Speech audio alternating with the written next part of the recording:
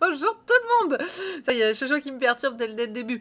Bonjour, Ken, c'est Prod, Papy, Bena, il y a Sander déjà, Bena, Doko, Vanilly, le bienvenue, et tous les autres, bien sûr, qui sont sur le stream.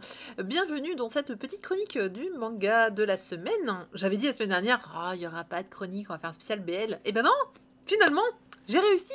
Bonsoir Emeline.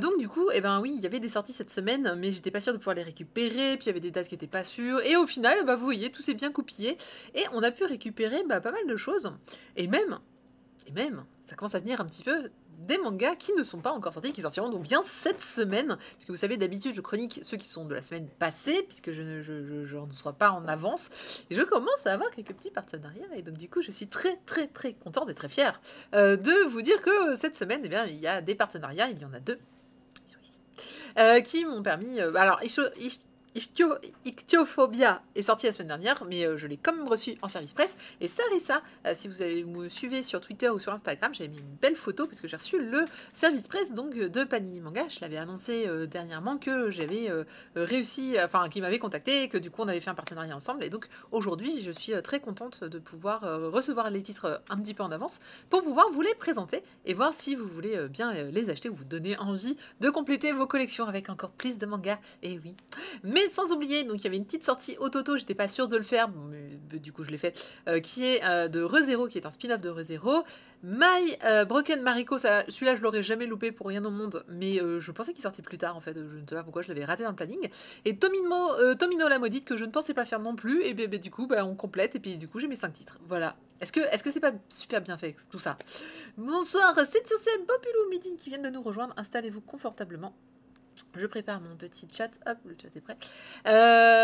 D'ailleurs, poussez, me sentant des ailes sur ces pluies de partenariats qui commencent à se faire, j'ai enfin donc contacté. Et puis surtout parce que cette semaine, j'étais vraiment en galère. J'avais pas les mangas, alors qu'il y en a plein qui sortent la semaine prochaine. Je voulais vraiment essayer de m'arranger au mieux.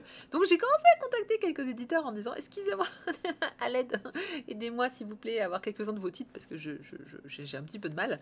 Et donc je suis très contente de pouvoir normalement compter également sur les éditions Delcourt Tonkam Soleil, et j'avais complètement oublié qu'ils avaient Soleil aussi, qui ont accepté de faire un petit bout d'essai avec moi, et voilà, on va essayer à partir. Alors je ne sais pas tout de suite, faut tant que ça se mette en place, il y en a pour un bon mois.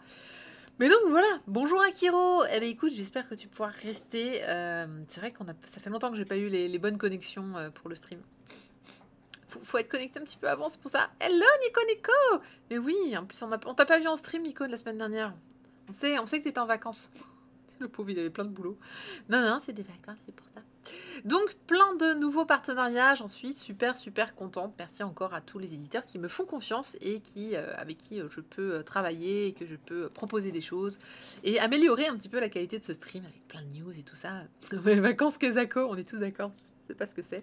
Enfin, si, maintenant je sais ce que c'est, puisque j'ai eu mes RH qui m'ont rappelé à l'ordre en me disant que je n'avais pas fini de consommer mes vacances de 2020 et qu'il serait temps que je clôture tout ça. Excusez-moi. Alors, pas de giveaway. Alors, je vous dis tout de suite, si vous étiez là pour les giveaways, il n'y en a pas cette semaine, parce que je garde tous les titres. En tout cas, donc un planning plutôt chargé. Alors, je me suis dit, c'est un peu la semaine de l'étrange, puisque on va parler de beaucoup de titres, à part ReZero. Globalement, je trouve que, bon, un petit Sarissa, ça va encore. Mais alors, vous allez voir qu'on a 3 titres complètement ovni, très originaux, de qualité en plus, l'un n'empêchant pas l'autre, mais très originaux sur les thèmes, sur la façon d'aborder, surtout. Alors, j'étais là, je m'en suis pris plein les mirettes. Hello, Corn! My Broken Mariko, c'est pas étrange, c'est magnifique. Oui, je te l'accorde. Est-ce que c'est... mais c'est très original quand même. Est-ce qu'on est censé avoir consommé pour avril? Il m'en reste 3/4. Moi, ouais, c'est ceux qu'on dit, faut que tu aies consommé avant. Moi, c'est 31 mars. Et après, t'as ceux avant fin mai. Et donc, j'ai déjà du mal à finir ceux du 31 mars. À autant dire que ceux du fin mai ne sont pas encore commencés, je crois. Et donc là, je suis en train de me dire... Ça va être compliqué cette année encore de finir mes congés. Ben, c'est pas grave, il en faut. Mariko, c'est puissant. Ah, mais je vois qu'il y en a plein qui ont lu déjà My Broken Mariko, et je pense qu'on est tous d'accord que c'est... Ils ont eu un coup de cœur, je l'ai eu aussi. Enfin, je vous le dis tout de suite, My Broken Mariko, il est extrêmement puissant. Puissant, c'est le bon mot, c'est le bon terme. Et franchement, moi, c'était un... Enfin voilà, j'aurais plongé dedans aussi, c'était un gros coup de cœur, quoi qu'il arrive, donc voilà. Je vous rappelle, il me faut un compte épargne-temps. Non, non, chez moi, il n'y a plus de compte épargne-temps, ça a été dénoncé par je ne sais plus quel syndicat, et depuis, il n'y en a plus, je sais pas pourquoi. Je vous rappelle, non, il est en bas maintenant. Je vous rappelle que sur le site katengeek.com, vous pouvez retrouver toute l'actualité des mangas et mes chroniques écrites. Demain, si mes pronostics sont exacts et si ma visite de mon futur appart ne me prend pas trop de temps, demain, vous avez l'article sur le dernier Chateau Ocean Colored Polaris. Voilà, la petite chronique écrite arrivera.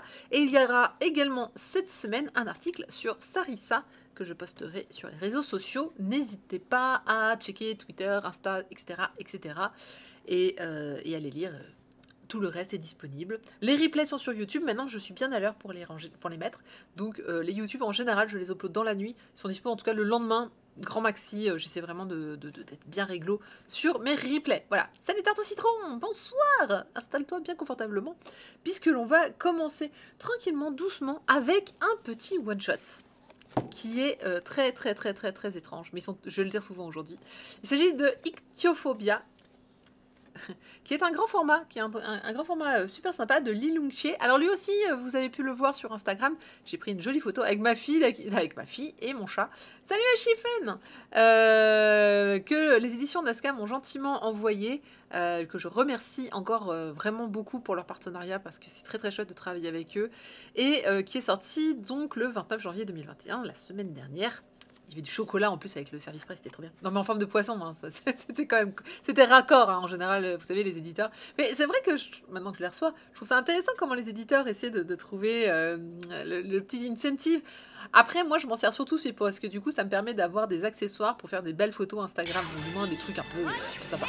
Hey, Ricky, 15 mois Ricky, 15 mois qu'on est ensemble quand même. C'est beau, ça. Merci pour l'abonnement. Et donc, du coup... 9,50 €, alors ça s'explique parce que c'est donc, comme je le disais, un grand format. Si vous prenez, voilà, il est largement plus grand, voilà. Il a une couve magnifique qui est en... Elle est en relief, hein, je rigole. Attends, quand je la touche...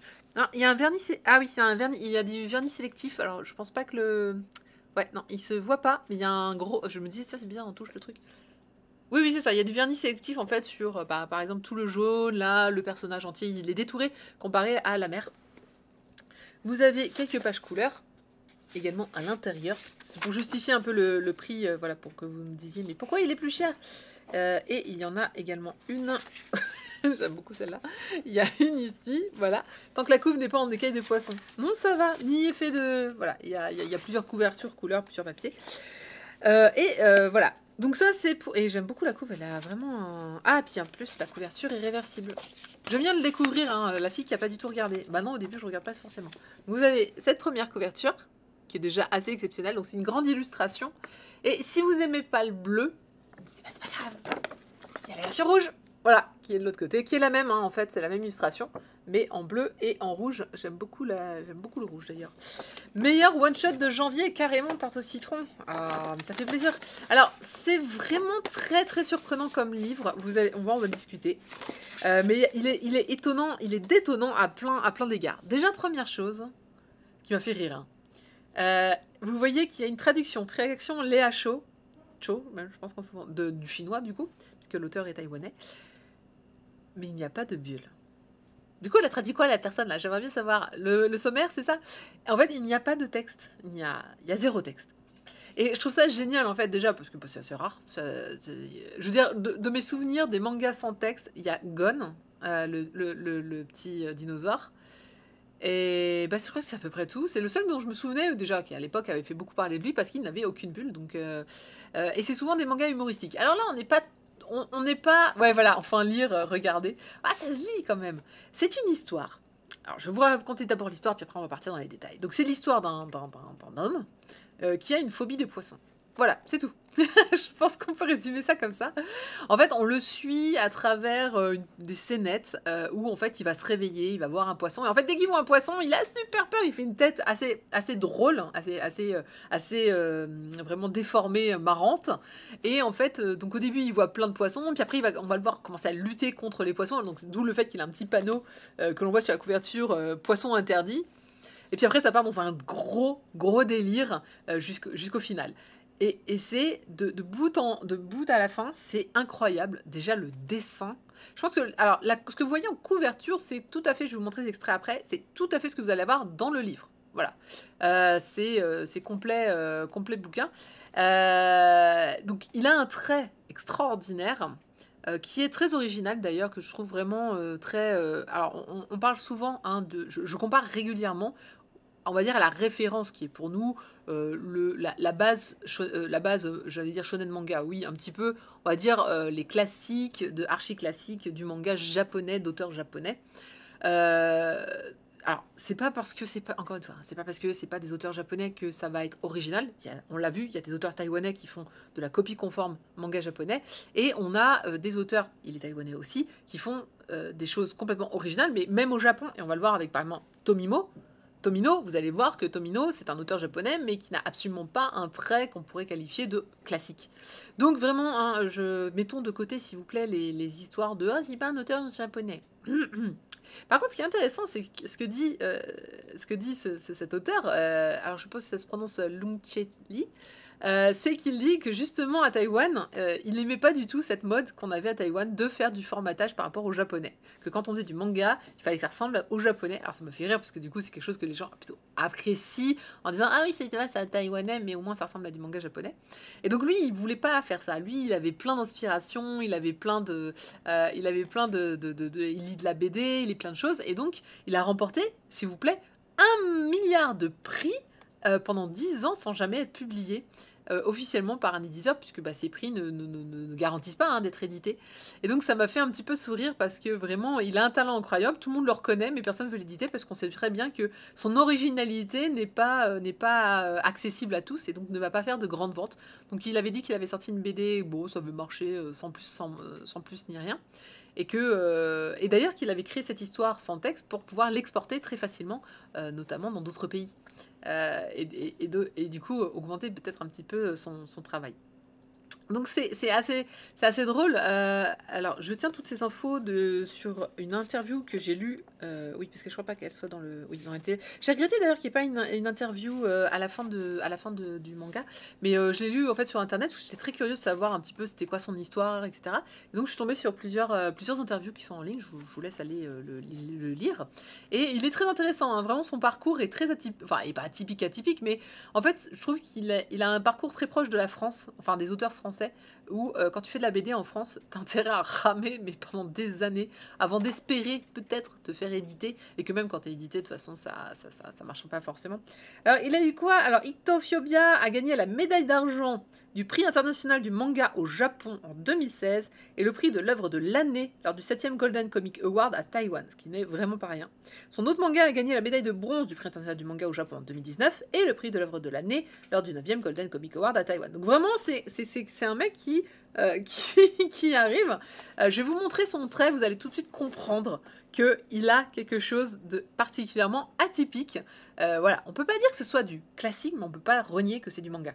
Enfin, vraiment, tu as les codes du manga, tu as les traits d'action, il y a la petite référence Naruto qui est géniale. En fait, pour éviter de voir le poisson, vu que c'est... Ah, au secours, le poisson, j'ai trop peur, il se met un bandeau sur les yeux. C'est un bandeau de ninja de Naruto. Enfin, moi, je le reconnais comme ça, je peux me tromper. Mais non, c'est vraiment un bandeau de ninja avec le symbole interdit aux poissons. Enfin, c'est juste extraordinaire. C'est bourré de petites références, je trouve, et le dessin, voilà, indéniablement, c'est super bien gratté. C'est réaliste, à la fois c'est drôle, parce qu'un poisson ça ressemble pas spécialement à ça. Le poisson a des mains, je sais pas si vous remarquez. Il y a tellement de choses, et puis c'est très what the fuck. Ce manga aurait pu aller chez Akata dans la question what the fuck, clairement. Parce que bon, l'histoire en elle-même, comme je le disais, elle part... Hey, salut Léa, installe-toi confortablement. L'histoire, comme je le disais, elle est plutôt... à un moment, elle part dans des grands délires. Le début, c'est juste un mec qui a peur des poissons, qui est là, qui fait « Oh mon dieu, des poissons !» Et dès qu'il voit un poisson, il flippe, mais il flippe grave. Puis après, il part en campagne contre les poissons, quoi, s'il vous plaît. Et puis après, ça part en... Voilà. Là, c'est quand ça part vraiment dans du... Oh là là là là. C'est du n'importe quoi. Mais c'est drôle, c'est vraiment très très drôle. Et ça se lit tellement bien. Franchement, ça se lit d'une traite hyper facilement. Et je le rappelle, donc il n'y a pas de bulle. Donc tu suis vraiment l'action suivant... Tu comprends l'histoire juste avec ce qu'il a dessiné. Ce qui est déjà pas mal. Dans des autres planches, et ça c'est pour montrer un peu tout le talent de la personne, voilà. Donc ça, c'est encore une fois, c'est un moment, ça part loin. J'ai pas pu la mettre vraiment en format HD, cette planche-là, qui est une double planche dans le manga, mais c'était juste pour montrer à quel point son trait était particulièrement bon. C'est-à-dire qu'on sent par contre le côté... ça m'a pris du temps de dessiner ce manga. C'est pas comme au Japon où on expédie un petit peu les planches et on peut pas forcément toujours travailler dans de bonnes conditions. Là, tu sens que le type a pris quand même énormément de temps pour faire son œuvre, et ça, c'est assez chouette. En tout cas, voilà, très audacieux de la part des éditions Nazca qui, je le rappelle, ont édité plutôt du webcomic. Donc c'est leur premier titre finalement en dehors du webcomic. Enfin, sauf si je me trompe, hein, dites-moi si j'ai fait une erreur. Bonsoir ailleurs. Mais pour moi, c'est leur premier titre vraiment qui sort des sentiers battus, taïwanais donc. Et pourquoi pas. Alors, attendez, je regarde juste si ils auraient pas mis... J'aime beaucoup. Attendez, je vais enlever la couverture. Il a mis un petit... Merci d'avoir acheté ce manga. Avec son petit panneau. Bon, vous l'avez à l'envers, mais c'est merci d'avoir acheté mon manga. Donc voilà. Alors l'ictophobia, hein, c'est la peur du poisson. Alors lui, il dit une affection dont je souffre depuis toujours, puisque c'est presque autobiographique. Dans le but de faire connaître cette maladie, j'ai laissé la dirigeante de Slow Work Publishing s'occuper de cette œuvre pour la publication à l'étranger, car elle aussi, elle a peur des poissons. J'ai hâte de découvrir des lecteurs qui, comme nous, ont peur des poissons. Je trouve ça génial.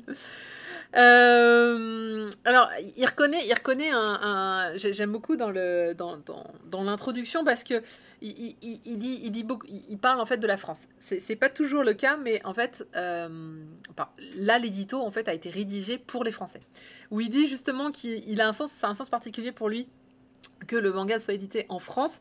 C'est la première fois qu'une de mes œuvres est publiée à l'étranger, déjà. Et ensuite, mes débuts dans le monde de la bande dessinée sont étroitement liés à la France, parce que la moitié des festivals auxquels il a participé se sont déroulés en France, dont évidemment Angoulême, Festival de la bande dessinée à Chambéry, etc. L'événement Planète Manga au Centre Pompidou, et l'exposition Manga Asia au Lyonique à Nantes, etc. Donc en fait, il a fait plein d'expos à Nantes, en France. Et il dit que voilà, c'est ça qui l'a enrichi et qui a amené un petit peu son dessin à évoluer. C'est au contact notamment de nombreux auteurs de BD divers et variés. Donc voilà, je sais que je le dis souvent que les one-shots c'est un peu particulier à acheter, mais ça serait dommage de passer à côté de celui-là. Après, oui, c'est un ovni, il est très original. Il plaira pas forcément au plus grand nombre. Maintenant, ça fait partie pour moi de ce genre de titre que j'ai envie justement de promouvoir, parce que tu sens toute la passion du mec derrière qui vraiment... J'adore ce petit panneau, je suis très très fan de ce petit panneau. De ce type qui aime profondément dessiner, qui a une originalité, donc une créativité pour moi qui dépasse l'entendement, qui est vraiment un artiste, et qui est arrivé à un niveau de dessin sans commune mesure. Et ça, c'est vraiment très très chouette. Alors, il y a juste par contre la chose qu'il ne sait pas dessiner, mais ça, je sais pas pourquoi, c'est les filles. Ils sont un peu disproportionnés. Mais c'est tout. Et on la voit pas longtemps. Donc ça me va. En tout cas, son héros, lui, par contre, est super cool. Alors, il disait que c'était un peu autobiographique. J'ai vu la photo. Effectivement, peut-être que le héros, c'est un petit peu lui. Alors ça... Je pense qu'on reconnaîtra volontiers l'influence Junji Ito, un petit peu, hein, sur le côté, la langue, les petits traits, etc. Et puis le côté des poissons qui envahissent le monde. S'il n'y a pas une petite référence à Gyo et à sa peur des poissons, ça serait drôle. C'est drôle parce que là, par exemple, moi, je vois un dessin de Boulet. Boulet, l'auteur de BD. Alors, à l'envers, il fait un petit peu peur, mais en vrai, il est plutôt drôle, ce dessin-là. Mais clairement, c'est Boulet chez qui je vois ce genre de traits. Alors, si vous ne connaissez pas le monde de la BD... Mais je pense qu'il y a très nombreuses influences dans son bouquin, et ce qui fait... voilà. Et il est fou. Enfin, on comprend bien les scènes d'action. C'est assez incroyable de savoir que toute cette histoire est absolument sans aucun texte. Je trouve ça assez fort, quoi.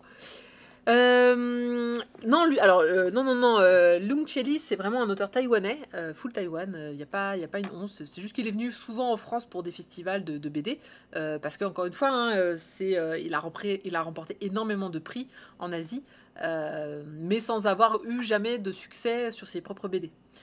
Il a fait une BD, apparemment, c'est Super Cafard Woman, qui est un truc de super-héros. Et les gens lui ont dit ah ouais, mais du coup c'était pour c'est un truc humoristique. Il fait non, j'ai beaucoup de respect pour les cafards. Je trouve ça génial.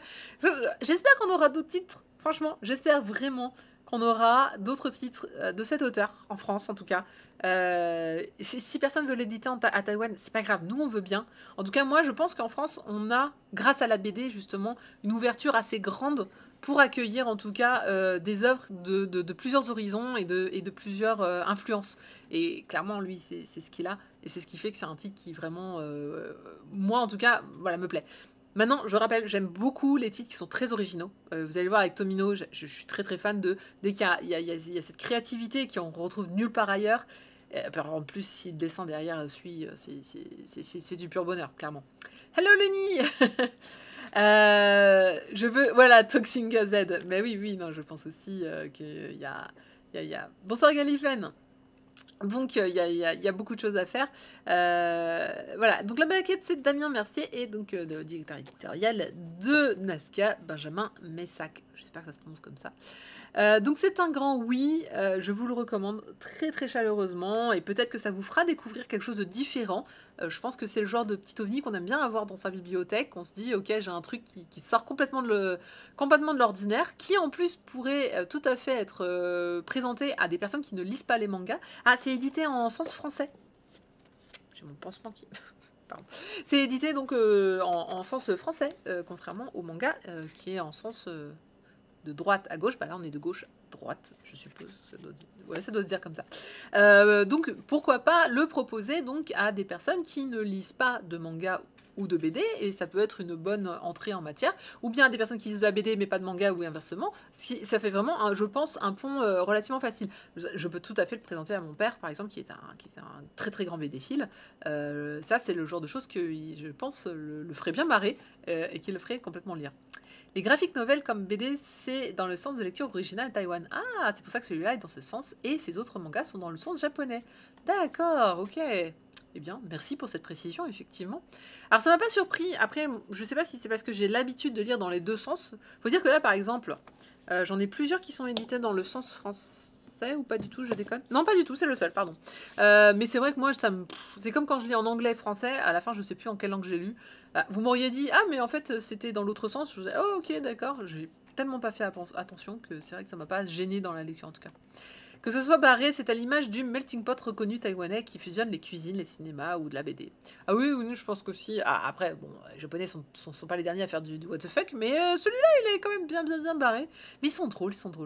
Oui, c'est vrai, tous les Nazca sont dans ce sens-là, effectivement. C'est vrai que c'est pas une exception dans la collection.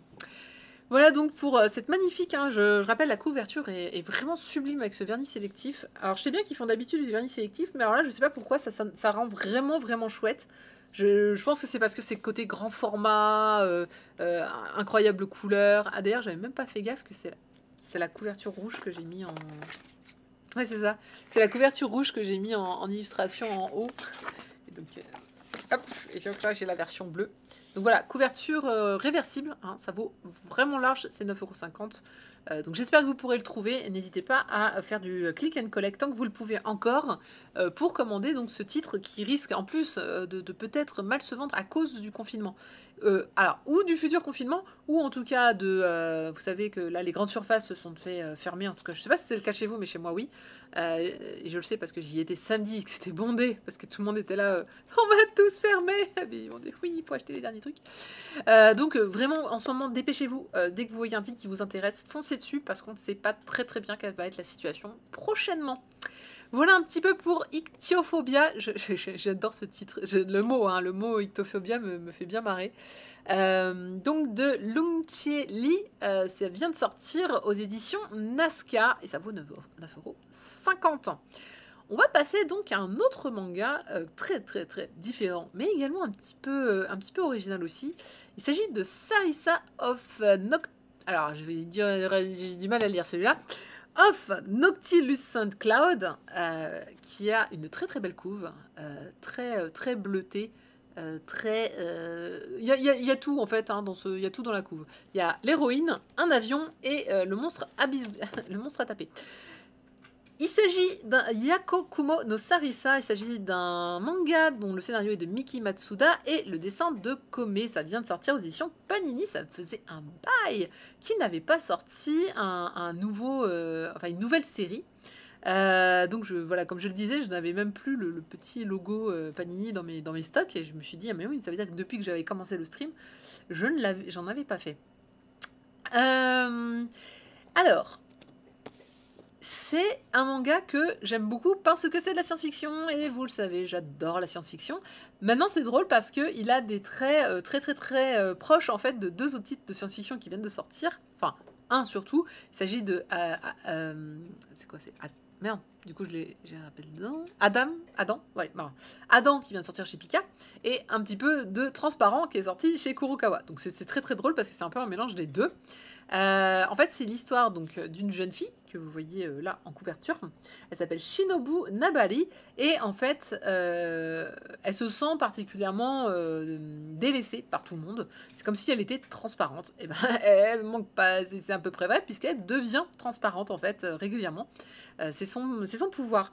Alors, au début, tu sens que je sais pas si elle s'en rend bien compte qu'elle se rend transparente. J'ai vu l'auteur qui a retweet pas mal de tweets français. Oui, il a d'ailleurs retweeté les miens. Donc j'étais là en mode non, mais j'ai utilisé le dessin de Sarisa pour faire la couverture et j'ai pas eu le temps de retoucher les cheveux, c'était pas très bien fait. Et donc il a retweeté ça, j'étais là, pardon, excusez-moi. Bref. Donc la jeune fille, en fait, Shinobu, un jour se fait kidnapper en pleine rue. Oui, tout à fait. J'étais très choquée de ce fait, je vous explique après. Elle se fait kidnapper en fait par le gouvernement, visiblement japonais, qui lui dit, eh bien écoute, on va te foutre dans un avion et tu vas partir en mission. Hein? Quoi? What? Pas d'explication, on l'a mis dans l'avion, donc c'est un avion militaire de chasse, et il y a un pilote, et le pilote lui dit, écoute, on a juste besoin de toi pour une seule chose, il faut que tu me fasses confiance, il faut que tu penses que tu veux disparaître. Ok, d'accord. Et donc, elle obéit parce qu'elle est un peu sonnée par ce qui se passe, etc. Ils sont dans le ciel, déjà, elle est particulièrement... Enfin, vous avez déjà été dans un avion de chasse? Le décollage, c'est quelque chose. Elle se retrouve donc dans le ciel immense, elle est dans la stratosphère. Et là, apparaît donc cette créature que vous voyez sur la couverture, que je vais vous mettre tout de suite d'ailleurs, je l'ai prise en... Non, c'était l'autre.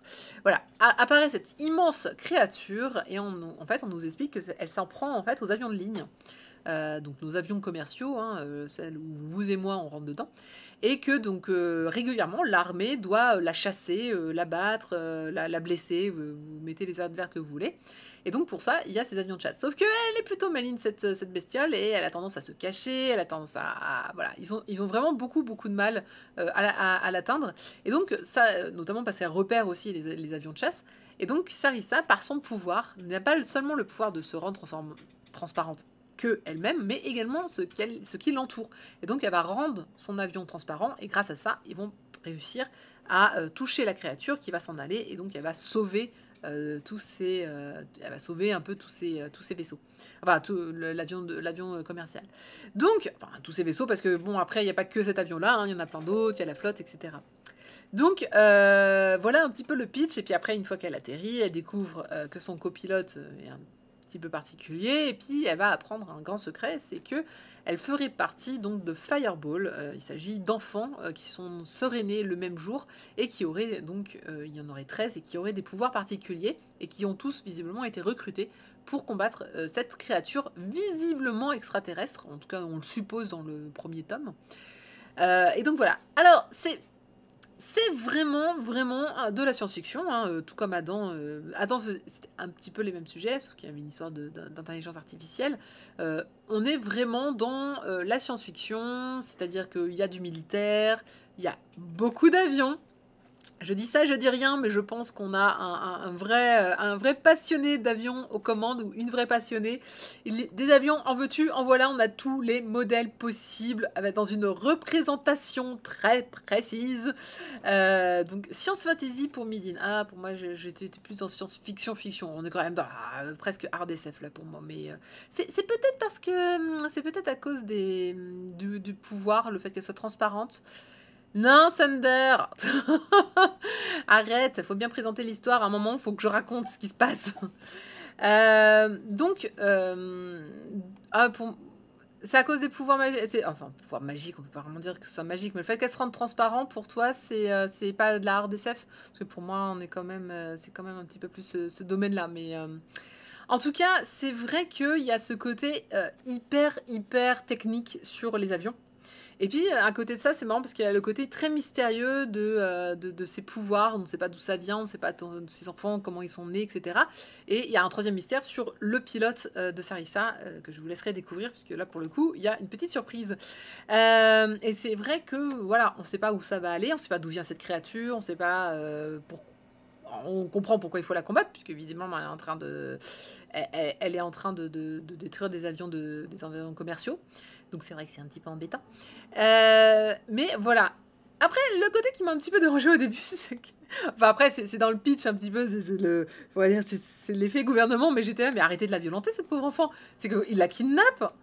Alors, il la kidnappe, et après, il lui dit, non, mais c'est bon, en fait, écoute, regarde, tiens, on a tous les documents, le gouvernement dicté à nous, ce papier l'a dicté à nous, ah, et même tes parents ont signé pour te vendre. À peu de choses près, ils la vendent pas, mais ils signent l'autorisation comme quoi elle appartient au gouvernement. Et elle est là, il y a vraiment plus personne n'en a rien à foutre de moi. Et il lui explique rien, niet nada, il a pris, il la fout dans l'appareil, allez, vas-y, fais ton truc, fais ta magie. Et là, tu fais, mais expliquez-lui, elle est paniquée, elle est choquée, elle a du mal au début, bah tu m'étonnes. Et c'est vrai que je suis là en mode, mais allez-y plus doucement quand même, s'il vous plaît. C'est une jeune enfant, c'est quand même compliqué la vie pour elle. Vous venez de lui annoncer que elle fait partie du gouvernement maintenant et qu'elle doit utiliser cet étrange pouvoir qu'on ne sait même pas si elle le maîtrise ou quoi que ce soit. Donc c'est vrai que le début, il est un petit peu brut de décoffrage. T'as envie quand même un tout petit peu de la prendre dans tes bras, cette jeune fille, et de lui dire ça va aller, t'inquiète pas, on est là. Mais... donc voilà un petit peu. Mais à part ce début que j'ai trouvé meuf va bosser, c'est comme ça. Non mais c'est quand même quoi. Ouais, c'est un peu, ils sont un peu violents. Après voilà, moi j'appréciais parce que bon, je continue sur la science-fiction, hein, mais je lis qu'il y a des arguments là sur voilà, hard SF c'est de la SF crédible. Bah les arpenteurs du ciel, c'est pas crédible pour moi ni son pouvoir. Alors pour moi les arpenteurs du ciel sont tout à fait crédibles puisque dans la hard SF tu as régulièrement des extraterrestres. Par contre le pouvoir ne l'est moins puisque le pouvoir c'est difficilement crédible. Après il faut voir le pourquoi de l'explication. Mais si tu prends par exemple d'autres hard SF dans le même style, à commencer par la stratégie d'Ender, par exemple, stratégie d'Ender, il y a des extraterrestres et c'est de la RDSF. Donc, et est-ce qu'ils ont des pouvoirs? Alors, pas vraiment, mais ils ont une super intelligence, ça peut compter. Mais donc, pour moi, RDSF, c'est vraiment. C'est plutôt planète ou la cité Saturne. Pour moi, à partir du moment où après, il faudrait ressortir la définition de hard SF. Mais pour moi, tant que c'est de la... On est vraiment sur de la technique pure et sur un... En fait, c'est souvent technologique. Voilà. Pour moi, si c'est de la technologie très poussée, on est dans de la SF. Là, vous allez voir, comme je vous l'ai dit, il y a quand même beaucoup de combats aériens. C'est très Macross. J'ai bien aimé ce balai aérien. Il y a plusieurs combats. Rien que dans le tome 1, je crois qu'il y a à peu près 3 combats qui vont se passer donc dans les airs, avec différents protagonistes, différentes choses. C'est pas évident toujours de se repérer, je trouve, dans les cases sur qu'est-ce qui se passe, quels sont les personnages, mais c'est souvent le cas dans les premiers tomes, puisque les premiers tomes, c'est le temps de la mise en place. On connaît pas encore bien le design des personnages, donc on a un petit peu de mal à les différencier ou à les reconnaître. Surtout qu'ils ont tous un casque, enfin à un moment, c'est un peu compliqué. Mais je dois reconnaître que dans ce premier tome, il y a déjà suffisamment de petites... il y a suffisamment de petites choses en fait qui sont insérées et qui donnent envie en fait de savoir la suite. C'est en 5 tomes, la série est toujours en cours au Japon, mais voilà, on sent déjà les graines, toutes les graines de mystère que l'on veut voir pousser en fait, que l'on veut vouloir un petit peu découvrir. Il y en a en tout cas suffisamment dans ce premier tome pour se lancer. Donc ça c'est toujours pas mal. Salut Orange Mécanique. Pardon, j'ai bien. Non, c'est bon. Ah oui, c'est sur la RDSF. Merci Midine qui nous a remis un petit peu le... Qu'est-ce que c'est dans lequel voilà, les technologies et sociétés et leurs évolutions, telles qu'elles sont décrites dans le roman, peuvent être considérées comme vraisemblables dans le regard de l'état des connaissances scientifiques au moment où l'auteur écrit son œuvre. Ouais, donc tu vois ça. Oui, ça parle d'avion. Oui, ça parle d'avion, effectivement. Mais j'ai bien aimé la part belle aux avions. Après, faut aimer les avions, je suppose. Mais ça me fait plaisir un petit peu parce que c'est vrai qu'à une époque, Panini sortait les meilleurs titres de science-fiction. Il y avait Eden. Eden était extraordinaire. Je crois d'ailleurs qu'il y a une réédition qui potentiellement va être mise. Oui, oui, Orange Mécanique. C'est un kit presse. Enfin, j'ai reçu le kit presse d'ailleurs. J'avais pris une belle photo. Donc oui, Eden par exemple, oui, Eden revient, c'est ça, hein, on est d'accord. Eden était par exemple, pareil, un très très très bon titre, avec ce style, je trouve, très noir et blanc. Ça se voit pas extraordinaire dans les extraits que j'ai mis, mais je sais pas, il y a vraiment un titre sur la... Enfin, il y a vraiment un style de dessin sur ce genre de manga qui est pas universel, mais presque. Et parce que comme je disais, hein, des avions, en veux-tu, en voilà. Beaucoup d'avions. Alors, le truc que moi j'adore personnellement, c'est ça. Ah, de la documentation à lire, le pourquoi du comment, on va vous expliquer c'est quoi la différence entre tel avion, il y a le MiG-31XM, le F1EXA, appelé Astratos Eagle, etc., le White Knight 2, il y a plein de croquis sur les... Ah non, mais j'avais dit, hein, vous aimez les avions, je pense que ce titre est complètement fait pour vous. Il y a énormément de références, et ça, je trouve ça génial. Ça, c'est le genre de truc, quand je vois à la fin, je suis là, je me dis, ouais... Je sais pas pourquoi, moi, j'adore voir ce genre de trucs. Les mécanophiles en sueur. Ah, Vanille qui a envie de l'acheter maintenant. Bah oui, bah oui. Et il y a également un petit peu de... Alors, c'est le côté où j'avais pas très bien compris, mais pour moi, il y a plusieurs créatures. On en voit plusieurs croquis. Mais j'étais pas sûre, je pense que certaines reviennent, mais j'étais pas sûre. Donc, c'est ce qu'on appelle les arpenteurs célestes. Et enfin, vous avez, attention, ça c'est magique, les notes scénaristiques de Miki Matsuda. Ça, ce sont les notes scénaristiques. Oui, les notes scénaristiques de chaque page. Hein. Page 32-33, on vous dit le système de ciblage électro-optique EOTS qui équipe notamment le F-35 combine un capteur infrarouge, un télémètre laser et une caméra CCD. Les informations récoltées sont affichées en temps réel sur l'écran du casque de Danke. Voilà pourquoi le peu de visibilité n'offre que la verrière du tonnerre bleu n'est pas un problème. Je trouve ça génial. Mais c'est malade. Mais oui, mais du coup, ton bouquin, tu le lis. Ça, c'est ce que j'estime être le livre de chevet que tu te mets et que tu ne fais pas que lire. C'est-à-dire, tu le lis une première fois, t'es content. T'as compris l'histoire, t'as compris... Mais ensuite, tu reviens dessus et tu fais, ok, alors maintenant, on va le relire en lisant les notes, en ayant lu la fin, et là, t'enrichis complètement ton truc. Et ça, c'est génial. Ça, ça, pour moi, tu trouves ça vraiment dans les vrais bouquins de SF, un petit peu hardos. Donc, j'avoue, voilà... Une pensée pour une pensée pour Akiko Indei et Pierre Fernande. Ils sont deux traducteurs pour ce titre et c'est bien normal parce que quand on voit le travail que ça a dû être fait pour lire à la fin, et en plus le pire c'est on devine que ça c'était écrit à la main à la base par l'auteur et ils ont dit du coup potentiellement tout essayer de lire, ce qui doit pas être la chose la plus mince à faire. Voilà un petit peu, il y a vraiment des planches magnifiques. Pour autant, son seul défaut, c'est les personnages. Les personnages ne sont pas toujours à la hauteur de tout le reste, en fait, mais c'est au niveau des visages. Ils ont des visages très simples. Alors, ça se voit pas très très bien sur la couverture, mais on peut dire qu'ils ont un design extrêmement simplé. Voilà, par exemple, l'héroïne, voilà. C'est-à-dire qu'on n'a pas, par exemple, les cheveux ne sont pas extrêmement détaillés, les yeux non plus. On est vraiment sur quelque chose de simple qui, encore une fois, n'est pas dérangeant pour moi. C'est juste que ça détonne comparé aux dessins d'avion qui, sont clairement extrêmement bien détaillés. On se demande pourquoi. Voilà. Donc voilà, c'est marrant ce contraste en fait entre le dessin, le dessin vraiment des personnages, encore une fois. Voilà, qui est tout simple. Oui, tout sur les avions, exactement. Et pour autant, ça ne dérange pas. Enfin, il y a vraiment un côté, voilà, un autre personnage. On aurait pu s'attendre à quelque chose de beaucoup plus réaliste. On aurait pu s'attendre à quelque chose de plus chargé. Et au final, non. Au final, on est voilà sur un dessin qui ferait presque penser à Girls Last Tour au niveau des personnages. L'autre titre de Art SF que j'aime beaucoup, et qui lui aussi fait la part belle à tout ce qui est armes à feu, ville, etc., décor, mais les personnages restent plus simples, plus simples, plus simples. Oui, il est assez gros comme. Il est assez épais. Oh, il est un petit peu plus épais qu'un classique, ça c'est sûr.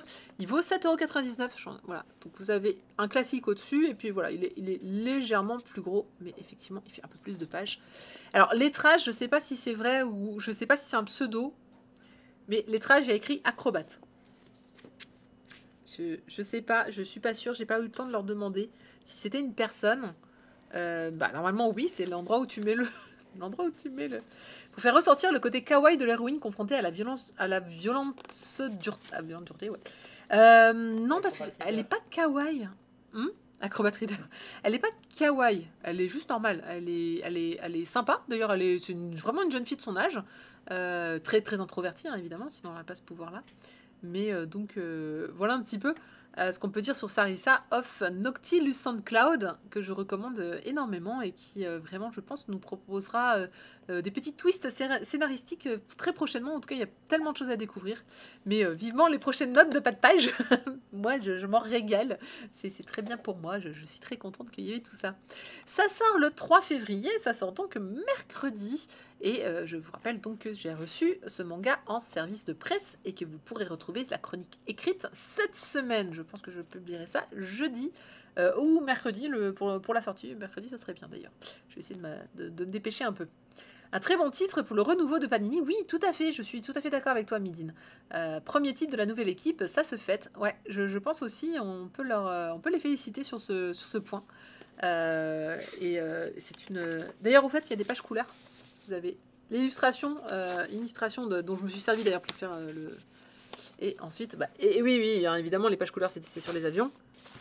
Et vous avez Bébête en grand format et une dernière page pour le plaisir ici. Donc plusieurs pages couleurs, un tome assez épais, une traduction au top et puis vraiment un titre qui. Moi, quand je vois ça, c'est tout ce qu'on aime, non? C'est tout ce qu'on aime dans la science-fiction en tout cas. Donc, ouais, premier titre du renouveau après toutes les rééditions qui avaient été annoncées par Panini. Premier vraie nouvelle série et pas des moindres, mine de rien. D'ailleurs, si je me trompe pas, alors attendez, bougez pas. Sarissa a gagné ou a gagné un prix et bravo de ne pas l'avoir écrit. Bah oui, hein, voilà. J'étais sûre de m'en rappeler et puis là, tout d'un coup, il y a tout qui se mélange avec d'autres titres. Je vais juste m'assurer que je me suis pas trompée.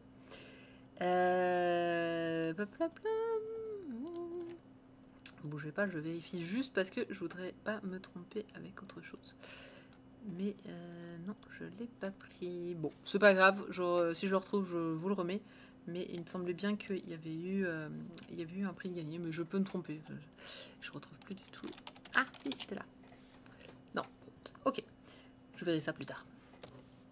Il n'a pas gagné, mais a été sélectionné. C'est bien possible. C'est peut-être pour ça que je l'avais pas noté au final. J'avais un doute là tout d'un coup, et je viens de me dire j'ai dû confondre avec Womps qui avait gagné le prix de manga, enfin d'une histoire de science-fiction, mais il me semblait pas. Il me semblait que lui aussi il en avait gagné un. Bon, bref. On va passer à toute autre chose. Complètement autre chose. Puisqu'on va parler cette fois de ReZero Chronicles, la balade amoureuse de la lame démoniaque. J'ai 4 lignes pour le titre, s'il vous plaît, qui est donc un spin-off de ReZero, l'animé, le manga, le light novel, tout ce que vous voulez. Ça vient de sortir chez Ototo, sorti le 29 janvier, et ça fait 3 tomes. La série est toujours en cours au Japon. Ah, c'est ça qui a été nommé dans le prix Tezuka 2020. Il me semblait bien. Merci. Alors, si vous ne connaissez pas ReZero, c'est donc un light novel très connu dont l'animé est en cours actuellement chez Crunchy, si je ne me trompe pas. On en est à la saison 2, partie 2. Donc, je ne sais pas si c'est saison 3 ou si c'est saison 2. Et si, c'est ça, c'est un isekai, c'est l'histoire d'un jeune garçon qui meurt et revient... ou est invoqué, je ne me rappelle plus. Bref, il arrive dans un autre monde, un monde d'heroic fantasy, de magie, de tout ce que vous voulez. Et il tombe sur une jeune fille d'ailleurs qui l'aide un petit peu. Lui, il est un peu perdu en mode « Mon Dieu, qu'est-ce qui se passe? Qu'est-ce que je fais là ?»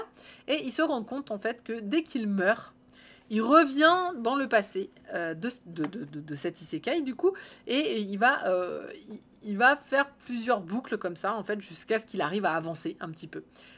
Orange Mécanique n'a pas du tout aimé. Alors moi j'ai beaucoup accroché, alors j'ai pas accroché à tout, mais j'ai bien aimé le concept, ce concept de boucle temporelle où en fait il va devoir changer un petit peu des détails de l'histoire et à la fois il va apprendre de chacune de ces boucles, il va il va rassembler assez d'informations pour justement ne pas mourir jusqu'à passer ce moment fatidique où il meurt et avancer dans l'histoire jusqu'à retomber sur un moment où il va finir par mourir et il va voir que sa boucle, en fait, le ramène, mais plus si loin que ça. Au début, il l'a ramené au tout début, puis après, il va le ramener après sa première boucle. Et on va avancer comme ça dans l'histoire, etc. Le caractère du héros me saoule. Ouais, mais c'est fait exprès. Il y a beaucoup, beaucoup de psychologie dans ce titre qui, moi aussi, m'intéresse pas des masses ou est pas super bien fait, qui sont un petit peu embêtants, mais bon, ça passe, ça passe. Alors, ce spin-off va parler d'un personnage que l'on rencontre à un moment dans la saison 2.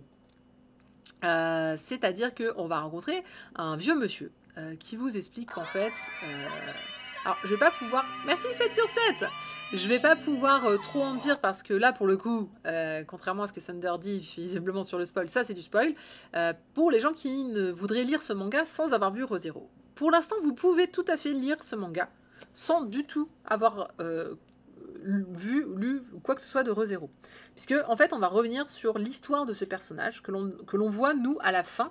Donc, ceux qui ont vu l'animé ou lu le roman, vous savez déjà l'histoire de ce perso. Vous savez déjà ce qui lui est arrivé. Vous savez déjà comment il en est arrivé là où il en est quand on le rencontre. Ce manga, donc, est un spin-off puisqu'il va raconter son histoire. Ce qui fait que vous n'êtes pas du tout dans l'histoire de Re:Zero, vous êtes dans l'univers, mais il n'y a pas ce personnage qui meurt tout le temps et qui revient. On est des années et des années en arrière, et on est très très loin de tout ça. Donc finalement, ça s'appelle Re:Zero parce qu'on va parler d'un personnage de Re:Zero, mais ça en a aucune caractéristique, c'est-à-dire qu'il n'y a pas cette histoire de boucle temporelle qui fait l'intérêt de Re:Zero finalement. On est juste sur l'histoire d'un mec et de son histoire. Donc, et c'est quoi son histoire? Et ben, c'est qu'il fait partie, donc on est dans un monde d'Heroic Fantasy, et lui, il veut être le plus fort. Donc il manie l'épée, on peut le voir sur la couverture. Il veut être le plus fort du plus fort. Il a un caractère de merde. il gueule sur tout le monde. Tout ce qu'il veut, c'est tuer, c'est vaincre. C'est vraiment tomber sur l'ennemi plus fort que lui qui lui fera prendre conscience de toute sa vie. Et c'est tout. Et en fait, on va le voir à la guerre, ils vont se rendre compte que, en fait, ils ont des ennemis communs, et des ennemis, lui il fait partie d'une armée, mine de rien, et il y a un ennemi du royaume, et il va se rendre compte qu'il utilise de la magie. Alors, c'est le moment où on va voir par contre un personnage qui fait partie de Re:Zero actuel, que on va voir dans ses jeunes années, entre autres. Mais pareil, c'est que des petits... si vous connaissez pas ce personnage, ce n'est pas grave, ça ne vous empêche pas d'apprécier l'histoire. Et donc, grâce à une magicienne notamment, ils vont avancer sur, tiens, pourquoi ils utilisent la magie, etc. Et en fait, on va le voir avancer, donc les années vont passer, et on va voir plusieurs personnages qui gravitent autour de lui, jusqu'à, et je le dis parce qu'on la voit sur une épée, jusqu'à qu'un jour, par hasard, il rencontre donc une jeune fille au milieu d'un champ de fleurs qui est censé donc bouleverser son destin. Voilà un petit peu donc l'histoire de ce chronique de la balade amoureuse de la lame démoniaque, c'est très très long, qui est toujours scénarisé par l'auteur de Re:Zero. C'est vrai que un spin-off sur Ramerem, oui, ce serait sympa. Alors, je suis d'accord que ce personnage, voilà, il y a beaucoup de gens qui l'apprécient, du coup, je comprends qu'il y ait eu un spin-off. C'est vrai que moi aussi, quand je l'ai rencontré, je me suis dit, ah, il est cool. Après, il a son histoire, on va dire que oui. Je peux pas en dire grand-chose, parce que là, pour le coup, pour ceux qui auraient envie de découvrir, ça pourrait vous gâcher un petit peu la surprise. En tout cas, c'est vrai que déjà, c'est un personnage que beaucoup de gens aiment, comme vous pouvez le constater. Et en plus, j'ai été très surprise de me dire, ah mais c'est super, on peut vraiment... on est en dehors de Re:Zero. On peut tout à fait lire ce titre comme un titre d'Heroic Fantasy, finalement, qui se passe dans un monde, même s'il est connu, c'est pas bien grave.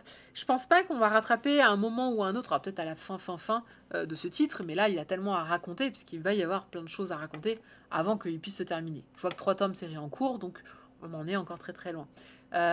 Donc vraiment, si vous n'aimez pas Re:Zero, dites-vous que ça c'est très très très différent. Vraiment, tout ce que vous pourriez ne pas aimer dans Re:Zero, vous ne le retrouverez pas là.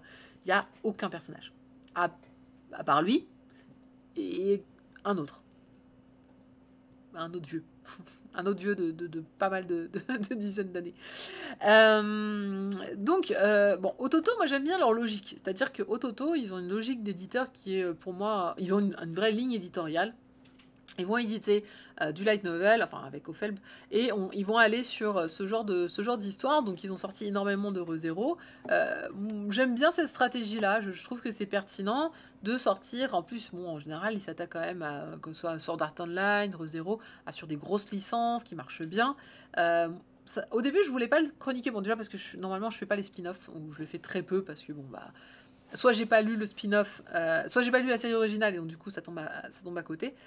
Mais j'aime bien essayer quand même de me dire tiens je vais prendre les spin-offs puis je vais voir si ça raccroche ou pas les wagons par rapport à la série originale. Donc je suis assez contente de voir que c'est pas le cas ici. Ça aurait été difficile encore une fois parce que chronologiquement on n'est pas du tout dans les mêmes époques. Et puis en plus c'était une belle histoire. Soyons clairs, parce que nous on sait déjà un petit peu toute l'histoire, pour ceux qui ont vu l'animé ou encore une fois la nouvelle. On sait déjà toute l'histoire et on se dit ouais c'est cool de lire son histoire à lui. Après, franchement, indépendamment de ça, c'est une vraie teigne. Voilà. Au début, je savais pas très bien qui il était, quel perso, même si on dit son nom au début. J'avais un doute si c'était le petit en haut ou c'était lui vraiment le gros tueur démoniaque. Je ne me rappelais pas qu'il était à ce point débile au début. Assoiffé de sang, assoiffé de violence. Mais pourquoi pas. Bon, je vous ai mis cette planche-là, mais c'était juste pour appuyer sur le côté un petit peu. Il parle très mal à tout le monde. Tout ce qu'il veut, il n'écoute pas les ordres. Et tout ce qu'il veut, c'est vaincre un jour le plus fort. Donc voici un peu d'autres illustrations. Et il deviendra très très très fort. Ce sera un des meilleurs breveteurs du pays. Donc ça c'est vraiment quelque chose de cool. Et il l'est déjà. C'est juste qu'il l'est et qu'il le sera certainement un long moment. Donc voilà un petit peu, c'est drôle parce qu'on voit une histoire en fait qu'on a vue qu'en flashback, et encore on n'a pas tout vu, à un moment il raconte son histoire ce perso, et on voit juste quelques images mais on voit pas tout. Donc là ça va être l'occasion de découvrir un peu plus dans les détails ce personnage qui s'appelle d'ailleurs, qui a un nom allemand, c'est pour ça que je le prononce pas parce que je suis bien nulle. Wilhelm, je sais pas comment on pourrait le prononcer. Wilhelm Trias, voilà, la lame démoniaque, ne vivant que par et pour l'épée. Redoutable guerrier solitaire qui va peu à peu prendre une place centrale dans le conflit. C'est chouette, si vous aimez tout simplement l'heroic fantasy, vous pouvez y aller. Je pense que ça fera pas beaucoup de tomes, il n'y a pas non plus masse à raconter, je pense que ça fera 5 tomes tout au plus. Ça vaut 6,99 €, et c'est pour ça que je rigolais sur les éditions, mais parfois on a des pseudos. Donc traduction de Nicolas Pujol, conception graphique, on a Predatorias et lettrage JF. Allez, Jean-François Lessen. Oui, je fais partie de ces gens qui aiment bien essayer de deviner les prénoms quand on leur donne des initiales. Chez Ototo, 6,99 €. Comme je le dis, en ce moment, j'aime bien les mangas. Je balance là en ce moment sur les montants, sur le prix des bouquins. Et oui, c'est très très long comme titre parce que c'est tiré d'un light novel. Et c'est toujours très long dans les light novels. Vous-même, vous savez, c'est toujours comme ça. On va passer à un autre manga, donc un autre petit ovni de chez Kiun. Alors, je ne savais pas, mais c'est un assez grand format. D'ailleurs, c'est le même format qu'Ishiophobia, c'est un grand format. On peut s'arrêter là. My Broken Mariko. Alors, donc, juste pour vous montrer, voilà, j'ai l'impression que c'est un très très grand format, mais je crois que... Non, c'est un grand format, point. Donc oui, je m'attendais pas que ce soit un grand format, et là, j'aime beaucoup le rendu couve. Alors en fait, le titre, là... Ah oui, d'ailleurs, on remarquera que j'ai pas mis les... C'est pas la version française que j'ai mis en couve, désolé. On remarquera que, donc, on a un effet, là, super sympa. En fait, c'est en relief. Déjà, la couve, Déjà, j'aime bien la couve, elle est mate. Enfin, elle est pas mate, elle est... Je sais pas comment on dit, il y a un effet texturé en fait sur la couve, et impossible de vous montrer correctement cet effet qu'ils ont mis sur le texte, mais il ressort en fait comme si c'était une vraie écriture. En gros, on peut vraiment deviner les lettres en passant le doigt, c'est super sympa. J'aime beaucoup cette couverture, elle est très belle. Alors, on en parlait depuis Blue Period. Vous savez, ces mangaka qui ont certainement fait les beaux-arts et qui ont vraiment un truc dans le dessin. Voilà, je pense qu'il n'y a pas photo. Alors attendez, ça me dérange vachement de ne pas avoir eu la bonne couverture. Je m'excuse auprès de Kiun. Voilà ce que c'est de pas me... Kiun, je crois que je vous ai contacté. Si ça vous dit, on devient partenaire comme ça, j'ai les bonnes couves. Voilà, il est là, je sais pas pourquoi, j'avais pas mis la bonne. Hop. Voilà, ça va s'éditer. Ça va légèrement bouger. C'est très bien. Merci. Hop, ma Broken Mariko, il est là. Je vais le remettre juste correctement. Voilà. On est tout content. Oui, mais c'est ça, c'est ça, être perfectionniste. Hein. Donc, alors, Greg c'est Kurokawa. C'est pas Kiyun. Kiyun, c'est pas grec. Mais oui, je connais. Mais ça, j'aime pas faire jouer, j'aime pas faire jouer le fait qu'ils me connaissent. Je veux que les gens fassent en partenariat avec moi parce que je fais du bon travail. Donc voilà. Alors, moi j'ai lu plein de gens qui disaient que c'était génial et j'ai eu d'autres personnes qui m'ont dit surcoté. Je vois pas comment vous pouvez surcoter ça. C'est pas surcoté, c'est coté très très haut, mais c'est normal. C'est ce que ça vaut. Il est très très bon. Voilà, on est tous d'accord. Non, je suis d'accord avec Minine, à minima. My Broken Mariko, donc c'est un one-shot qui vaut 9,95 € et qui va vous raconter en fait l'histoire d'une jeune femme qui va découvrir que sa meilleure amie s'est suicidée. Elle va le découvrir aux infos, comme ça, à la télé. Et elle va tout plaquer. Elle va courir chercher ses cendres. Elle va les voler au père de sa copine. Et elle va partir en voyage avec elle. Voilà un petit peu la seule chose qu'on peut dire. Ça, c'est juste la planche où on la voit littéralement se jeter sur l'urne pour la prendre et l'embarquer avec elle. Qu'est-ce qu'on peut dire sur l'histoire un petit peu plus pour vous aiguiller sur le pourquoi du comment? On part donc sur deux jeunes filles. Elles sont meilleures amies depuis l'enfance. Et on le sait depuis l'enfance, on s'est dit dès le départ que, en gros, Mariko, donc la jeune fille qui s'est suicidée, subit des violences de la part de son père. Elle est battue.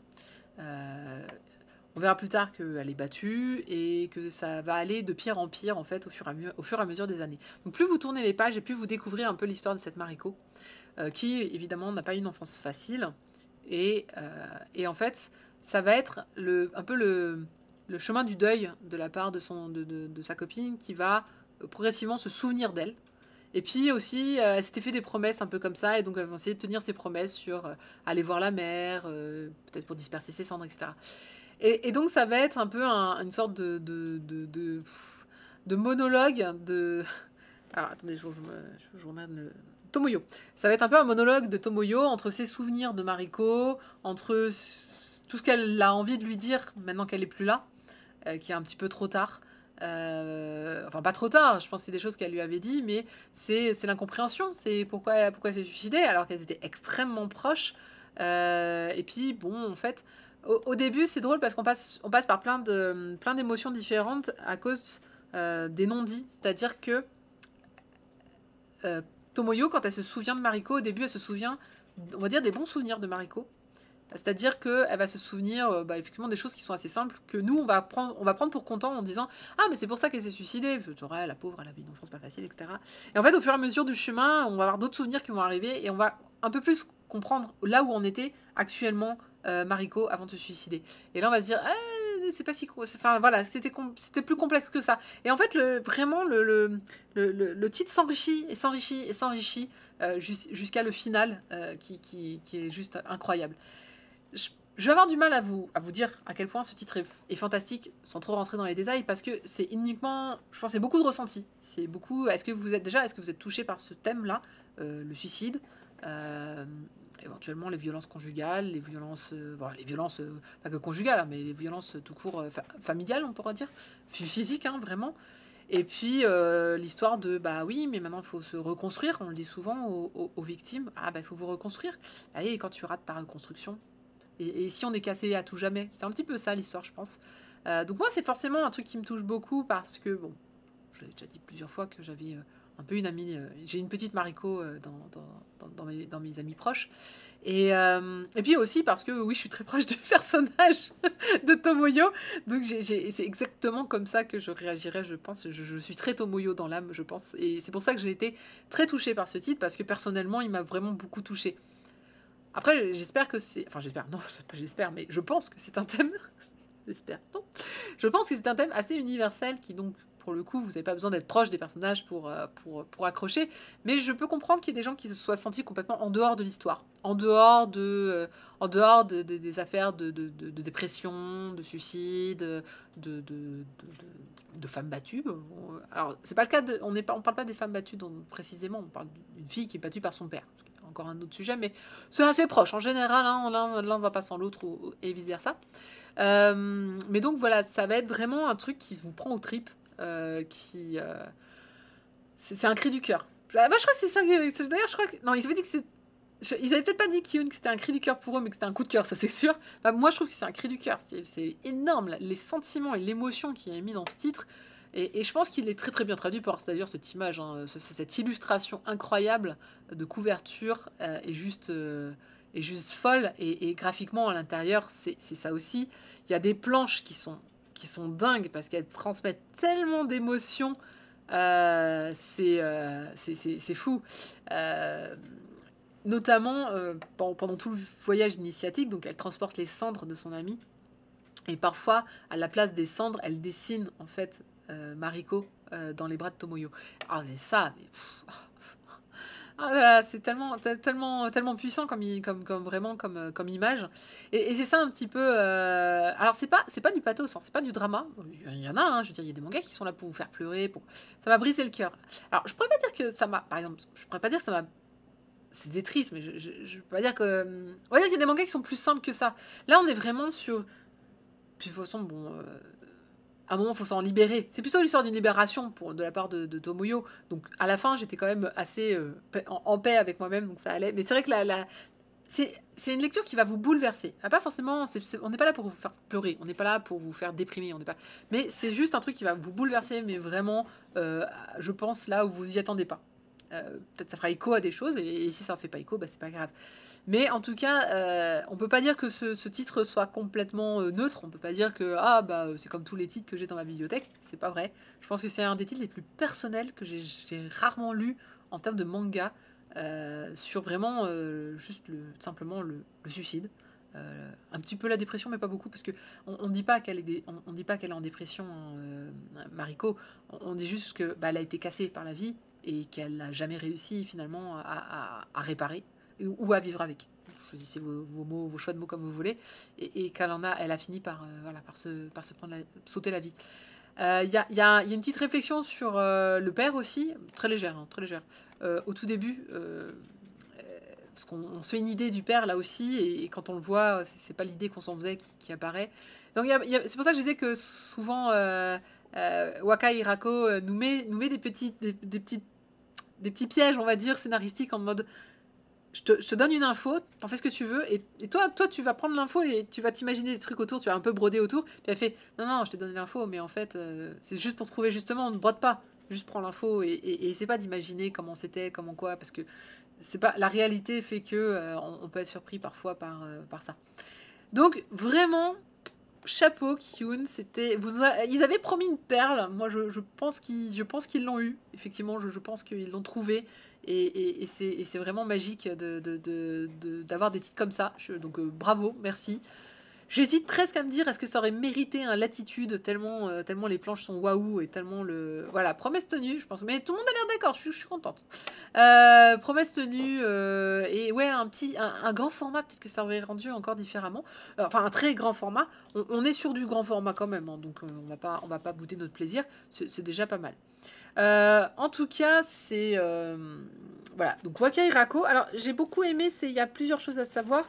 Il y a une petite interview au milieu.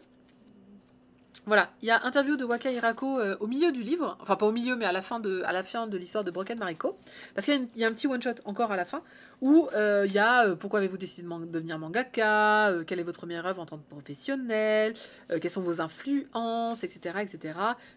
On va parler des films côté cinéma, quels films vous ont particulièrement marqué ou influencé. Elle parle les premières œuvres de Xavier Nolan, voilà. Donc ça se sent tellement dans son style d'ailleurs. Et donc elle va raconter, voilà. Elle raconte justement que comment elle a eu l'idée des personnages. Elle va parler que Mariko, par exemple, l'influence a été sa mère. Sa mère qui était victime de violences dans son enfance et qu'elle disait que ça s'est ressenti toute sa vie finalement. Donc c'est ça qui a un petit peu inspiré le personnage malheureusement de Mariko. Et puis elle va parler voilà, de l'environnement, etc. Donc il y a vraiment une interview que je trouve très intéressante.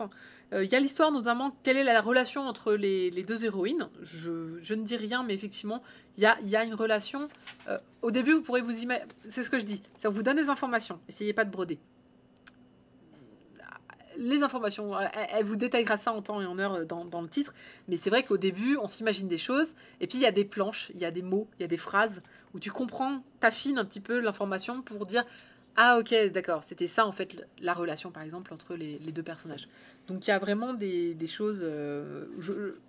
lisez l'interview à la fin, ça vous donnera des pistes de réflexion pour la suite, ou en tout cas ça donne des réponses sur peut-être des choses que vous auriez voulu approfondir sur ce titre. Voilà. Et en tout cas, oui, quel moment avez-vous l'idée de la scène finale? Alors voilà, ah bah je voulais faire comme si je voulais faire comme ça. Donc franchement, je la trouve très intéressante. C'est Kiyun qui a mené l'interview. Donc merci beaucoup d'avoir. J'aurais aimé en avoir un dans Ictophobia. C'est ce genre de titre tellement personnel, t'as envie d'en savoir plus en fait sur la personne qui l'a dessiné, sur comment, pourquoi. Alors pour info, il y a un dernier one shot à la fin qui s'appelle Yiska, qui est un très court, très court titre de quelques pages qui est pareil, très sympa, comme j'aime, c'est-à-dire autant je disais, voilà, les one-shots qui font un seul tome, souvent, je suis en mode, ah, il manque des choses, mais quand c'est en quelques pages, souvent on arrive à faire quelque chose d'extraordinaire. Et pareil, Iska, il est très bon, pas dans un autre format, autre univers, un petit peu différent. Donc c'est sorti le 28 janvier 2021. Je ne sais pas comment j'ai fait pour le rater dans le planning. Du coup, merci à tous les gens qui l'ont acheté et qui m'ont dit ah là là, tu l'as lu. Et j'étais là, mais elle est sortie. J'en ai même pas parlé la semaine dernière. Quand j'ai dit que rien ne sortait la semaine dernière, je ne l'avais point vu. Voilà. Donc, est-ce qu'on le met entre toutes les mains ce manga-là? Oui, je pense qu'il est bien de le mettre entre toutes les mains. Je pense que c'est bien de se rendre compte à quel point les gens peuvent être détruits par la violence. C'est sans doute un message. Un des messages, il y en a plusieurs, c'est sans doute un des messages qu'il faut retenir de ce titre. C'est voilà, la violence ne passe pas avec la disparition des cicatrices et des marques. Hein, elle s'insère ensuite dans des réflexes même de vie. Et Mariko raconte ça, combien la violence va peut-être conditionner un petit peu la vie de Mariko sur sa courte vie, puisque ensuite elle va mettre fin à ses jours.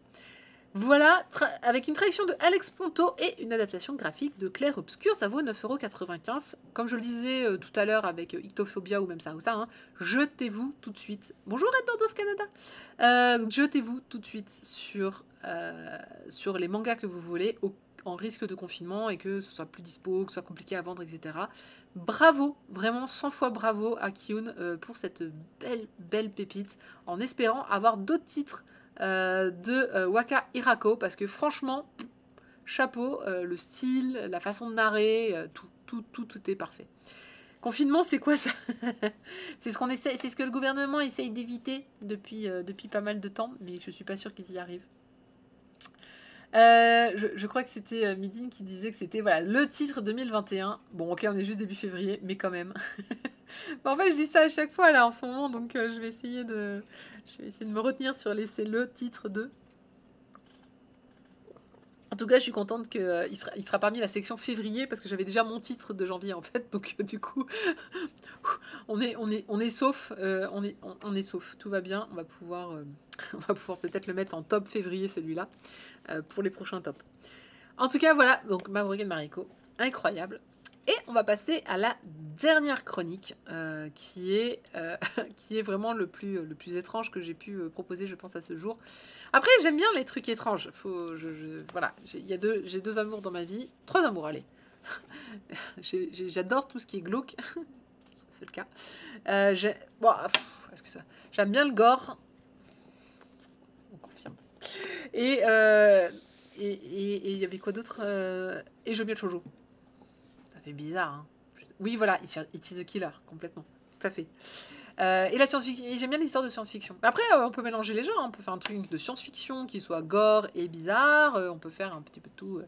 Et bah Tomino, La Maudite, ça vient de sortir chez Casterman. Regardez-moi ce pavé, c'est normal, il sortira en 2 tomes. 2 tomes, alors c'est une couverture rigide, BD. Ça sortira en 2 tomes, alors qu'il y en a 4 au Japon. La série est terminée. Le 2e tome est déjà annoncé pour mai 2021. Il faut savoir qu'il y a eu énormément de retard sur ce titre. Il devait sortir en avril 2020. Le confinement a certainement complètement tout bousculé. Donc il n'est sorti que le 27 janvier. Il te faut un shoujo gore dans l'espace. Ah mais je suis pour. Non mais en fait j'aime bien les choses qui m'interpellent. J'aime bien les choses qui me font réfléchir, les choses qui sortent de mon ordinaire. J'aime bien les choses qui, à part le shoujo qu'on peut mettre complètement à part, les romances de façon générale, pas que le shoujo d'ailleurs, hein, mais les romances. J'aime bien les titres qui interpellent, qui font réfléchir, qui sont bizarres. Et alors là, Tomino, La Maudite, je pense qu'on peut cocher beaucoup de cases. C'est un manga de Suehiro Maruo. Il s'agit d'un très grand, immense auteur dont on a quasiment toutes les œuvres en France, que ce soit chez Casterman ou que ce soit chez Le Lézard Noir. Donc ce titre-là, c'est son dernier. Il est sorti chez Casterman. Désolé Lézard Noir. Il vaut 22 € comme je le disais. Hein, c'est très épais, c'est couverture cartonnée. Il y a quelques pages couleurs. Alors je disais, hein, voilà, on est sur du bizarre. Mais on est que sur du bizarre. C'est déjà pas mal, mais c'est que du bizarre. Alors, on parlait d'Hello Goulot avec Caroline. Pour moi, on est pour l'instant on est dans l'étrange. Est-ce que c'est du Hello Goulot? Il y a rien de sexuel, mais c'est très... tout est très malaisant. Extrêmement malaisant. On est vraiment sur voilà, l'étrange, le bizarre, le malaisant. Ça fait appel à vraiment des choses que la moralité vous fera dire oh, c'est un peu bizarre. Je comprends pas très bien ce que je vois, je comprends pas très bien ce que j'ai lu. Et c'est fait pour déranger. C'est vraiment fait pour déranger. Et c'est sur ça que joue complètement l'auteur, en dessinant beaucoup de choses qui vont vous faire dire c'est un peu étrange. À commencer par les yeux, où il a l'habitude de dessiner des yeux qui louchent. Et rien que ça, déjà, quand tu vois dans le dessin, tu fais... Ah, c'est bizarre. C'est très bizarre. Une traduction de Miyako Slocum qui vient de recevoir un prix, si je ne me trompe pas, pour la meilleure traduction. Je ne me rappelle plus du titre, mais j'ai vu ça passer. Bravo Miyako Slocum d'ailleurs, pour ses succès et ses différents succès, parce qu'elle traduit énormément de titres qui sont vraiment impactants, en tout cas pour le patrimoine du manga en France. Et adaptation graphique de Hinoko. Tokyo Tala et Bad Girls. Ah, c'est sûr, merci. C'est pour Tokyo Tala et Bad Girls. Ah, bah c'est chouette, parce que effectivement... oui, tout ce que j'aime comme dans Litchi Carry Club. Voilà, c'est ça, exactement. On reconnaît mes goûts. Alors, de quoi ça parle, Tomino, La Maudite? Ça parle en fait de... On est au Japon, je pense, année... alors, c'est pas précisé, mais moi j'aurais dit années 60-70 par là. Et des jumeaux vont naître d'une femme, un garçon et une fille, et elle va les abandonner à son grand frère. On sait pas pourquoi, mais juste elle les dépose et elle s'en va. Et elle leur dit merci de t'en occuper, ils ont pas de prénom, je te laisse choisir. Ok, d'accord, ils avaient même pas un an, les bébés. Bon, le grand frère, qui visiblement a déjà pas mal d'enfants, est plutôt pauvre, vit pas non plus comme un roi, et il se tape en plus les enfants de sa sœur, n'est pas super content, et il va les appeler Miso et Shoyu. Alors, si vous connaissez un tout petit peu la cuisine japonaise, hein, voilà, ce sont des noms de la sauce Shoyu, la soupe miso, quoi. Et les enfants vont naître vont grandir dans une famille où ils ont pas à manger, ils vivent vraiment dans la pauvreté, ils sont sales, ça se passe pas très bien pour eux et ils sont donc à un moment revendus par le frère qui sait pas quoi en faire. Et ils sont vendus à un homme très étrange qui possède en fait une sorte de freak show.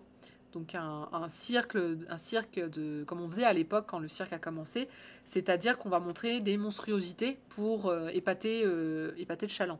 Donc voilà, un musée des horreurs, tout à fait. Donc on voit d'ailleurs une des enfants qui est extrêmement poilu, là, tout en bas à gauche. Et donc, il va acheter ses enfants jumeaux en pensant en faire quelque chose, mais sans avoir d'idée précise au début, parce que bon, la seule particularité qu'ils ont, c'est qu'ils sont jumeaux. Mais à part ça, on peut pas. Voilà. Alors que lui, il a donc cette petite fille qui est très très poilue. Il a une autre jeune fille qui a quatre jambes. Et puis après, il y a ce que faisait le mieux le musée des horreurs, c'est-à-dire qu'il y a des choses qui sont en fait fausses. C'est-à-dire que autant il a des personnages vraiment avec des malformations, des maladies qui font qu'ils apparaissent aux yeux du monde comme monstrueux. Et puis à côté de ça, en fait, il va prendre des nains et puis les transformer en ce qu'il veut. Ça se faisait beaucoup à l'époque. Ou alors des cracheurs de feu, ou, enfin des choses un petit peu exotiques pour les Japonais, où ils vont se dire, oh là là, et qui vont payer pour voir ces personnages-là. Donc voilà où atterrissent en fait nos deux jumeaux, sans trop savoir, d'où ils viennent, ce qu'ils font, etc. Et, euh, et c'est à peu près tout. C'est-à-dire, le reste de l'histoire, ça va être comment ces enfants vont grandir dans ce milieu-là. Et puis, à un moment, ils vont faire partie du show parce qu'on va se rendre compte qu'ils ont une particularité. Je n'en dirai pas plus, mais ils ont une particularité qui va être découverte. Et ils vont donc faire partie ensuite de ce cirque. Et on va découvrir un peu tous les à côté. Alors, le personnage qui les achète, c'est un personnage qui s'appelle Monsieur Wang, qui est très bizarre. On apprend juste qu'il est mi-chinois, mi-je sais plus quoi, occidental, on ne sait pas trop bien quoi. Et en fait, c'est un businessman. Et c'est donc lui le propriétaire du freak show, mais il n'a pas qu'un freak show. Il a aussi une secte religieuse. Et en fait, il joue avec les vies humaines comme d'autres s'amuseraient avec des pièces. C'est-à-dire que lui, son gagne-pain, c'est l'étrangeté des autres. Il en fait ce qu'il veut. Il manipule les gens, en fait. Il les manipule à regarder son freak show. Il les manipule dans une fausse religion qu'il a montée de toutes pièces. Il les manipule dans une pièce de théâtre. Enfin bref, il y a plein. C'est vraiment le personnage central qui est très étrange. Lui aussi, il a les yeux pas tout à fait correctement. Et donc, c'est vrai que, voilà, l'intérêt de cette lecture, l'intérêt de ce titre, c'est vraiment déjà l'extraordinaire talent graphique. Parce que alors là, on est encore sur des planches vraiment... Alors, très original. C'est un style original. Très lézard noir. Généralement, pour moi, c'est le style lézard noir. C'est-à-dire qu'on est vraiment sur un style un peu particulier. Donc là, on le voit, Monsieur Wang, c'est celui qui est sur la gauche. Si je me trompe pas, j'ai un petit doute, mais il me semble que normalement, c'est lui. Bah oui, il ferme les yeux, alors du coup, j'ai du mal à reconnaître. Donc on va être sur un style des années... Alors, on est sur un style un peu ancien. Bah, faut savoir que quand même, son auteur, donc Shueihiro Maruo, dessine depuis fort longtemps. De souvenir, un de ses premiers titres qu'on a en France, il date de 1982. Donc, il a commencé à dessiner, il devait avoir... Son premier bouquin a été publié, il avait 25 ans. Donc finalement, ouais, ça fait... Il est né en 56, merci. Bah, donc oui, c'est ça, 25 ans, ça fait qu'il a commencé dans les années 80. Donc oui, son titre de 82, ça doit être son premier du coup. Donc oui, ça fait un bail qu'il dessine, donc il a un peu ce style de l'époque, on dira. Il a eu beaucoup d'influence, il le dit lui-même, voilà. Donc ça, c'est typiquement une de ses planches avec les jumeaux. Il a eu énormément d'influences de toutes sortes. Alors pareil, je ne sais plus s'il a... Est-ce qu'on a une interview dans le manga? Mais je crois bien que oui. À la fin, on a... oui, c'est ça. C'est à la fin, lui, on a son interview. On a une interview de Shuichiro Maruo par Atsushi Kaneko, avec une traduction de Aurélien Estager. Donc cette traduction a été faite en 2013. Ça fait quand même un paquet de temps. Atsushi Kaneko, donc c'est l'auteur de Desko et de Wet Moon, chez Casterman également. Desko, je rappelle que c'est aussi l'auteur qui sort cette semaine de Death and Destroy, l'adaptation originale de Dororo de Tezuka, qui va être adapté donc par Atsushi Kaneko. Donc voilà, effectivement, on découvre pas mal de choses. C'est drôle parce que là aussi, il parle de la France. Ça, j'aime bien quand on parle de la France quand même. Notamment, il va dire que qu'il aime bien les Loguro, donc le vrai Eroguro, celui où on montre graphiquement des scènes sexuelles. Et alors, il disait que justement, ça l'embêtait qu'au Japon, on ait une forme de censure, et qu'il était très content qu'en Europe, et notamment en France, il y ait des versions non censurées de ces titres. Ça m'a fait rire. Mais pour autant, il dit qu'il aime pas trop quand en France, on met trop en avant on va dire les attributs sexuels, les pipis, les zizi, etc. Voilà, il aime pas trop quand c'est vraiment des grandes planches de tribus génitaux, il trouve ça pas super génial. Mais je trouve ça très très très drôle de lire justement. C'est le deuxième titre où on a une interview où l'auteur nous dit « Ah, la France c'est cool, je suis contente d'être édité en France, etc. » il souligne quelque chose, c'est il y a un côté très immoral dans vos œuvres, en même temps que de l'humour et de la légèreté. Et je trouvais que ça résumait très très bien, en fait, si on devait résumer Tomino et les titres en général de cet auteur, c'est immoral, mais à la fois c'est un petit peu drôle et un petit peu bizarre. Donc c'est vrai que ça fait une lecture un peu étrange jusqu'au bout. C'est un peu quand il y a certains films qui me font cet effet-là, qui sont vraiment du domaine de l'étrange. C'est pas forcément gore, c'est pas forcément violent, c'est juste ce que vous lisez, vous sentez bien que c'est immoral. Un freak show, par essence, aujourd'hui, quand on parle des freak shows, c'est immoral. Pourquoi? Parce que c'est déjà mettre en avant la difformité en les faisant passer pour des monstruosités, c'est forcément immoral. C'est abuser d'enfants ou de gens en position de faiblesse parce que la société ne leur laisse aucune place, donc c'est immoral aussi. Et puis on va voir qu'il vend les gens comme des marchandises, que ce soit les jumeaux, que ce soit d'autres personnages, il va les utiliser comme bon leur semble. Donc c'est immoral d'utiliser les gens, surtout sur leurs particularités physiques ou diverses. Il y aura des combats de nains, donc c'est immoral, évidemment. Donc voilà, c'est un ensemble de choses. Et puis, il y a des personnages immoraux. Notamment, il y en a un, c'est un peu un savant fou qui a décidé, en fait, qu'il voulait faire, en fait, une personne aux difformités, mais qui va les provoquer. Alors, ça porte un nom.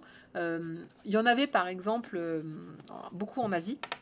Alors, il y en avait pas qu'en Asie. Hein. Ah, par exemple, les femmes girafes. Vous savez, ces femmes qui se mettent des anneaux et qui allongent leur cou comme ça. Bon, bah, elle, c'est culture. Enfin, c'est toujours culturel, vous me direz. Mais elle, c'est un but de culture. C'est une malformation provoquée. Et ben, par exemple, il y a un personnage qui fait que ça, qui adore ça.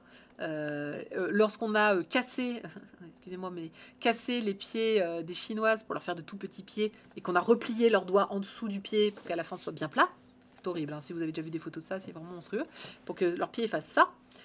C'est une malformation provoquée et voilà. Donc on tombe sur ce mec-là, ce savant fou là enfin c'est pas un savant fou mais parce qu'il est pas savant du tout et qui par exemple voit des enfants et se dit super les enfants tu peux comme ils sont en pleine croissance tu peux complètement les déformer en leur mettant des casques spéciaux etc. Il y a d'ailleurs une photo d'Elephant Man à un moment pour dire oh là là c'est génial il existe dans ce monde des tas de gens qui ont des difformités aux États-Unis par exemple pour vous dire que toutes ces difformités que l'on voit ont existé hein, et souvent sont à l'origine de certaines légendes. Il existe une maladie justement de la sirène où c'est des enfants, enfin c'est des enfants parce qu'ils arrivent rarement à l'âge adulte, hein, qui ont les pieds complètement collés comme des sirènes. Et moi je crois que celle qui m'avait le plus surprise c'était une Lilliputienne. Alors je crois pas que ce soit le terme officiel, mais ce n'était pas une naine. Hein. Elle était grande comme ça et elle avait 20 ans. Et c'est comme si vous aviez une poupée, elle était morphologiquement avec les mêmes proportions que nous, donc, au contraire des nains qui en général, ou les personnes de petite taille qui ont vraiment des proportions qui sont généralement un petit peu différentes. Là, elle avait toutes les mêmes proportions que nous, et en plus, elle avait la peau ultra blanche, ça faisait tellement poupée, je me suis dit, mais c'est faux, ça n'existe pas, c'est pas possible. Et si, j'étais très étonnée de ça.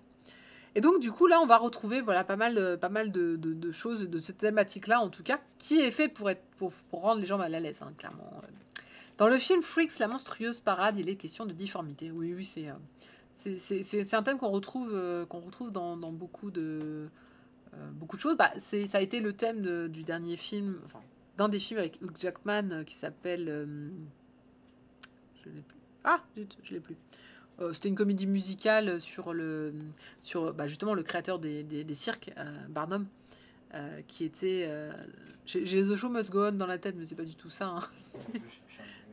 Ouais, alors qu'on on met souvent la chanson, et qui parle justement de à quel moment justement ces freak shows sont devenus de véritables cirques avec des acrobaties, et pas juste montrer des gens, des albinos, montrer des gens différents, et en passant ça pour des monstruosités.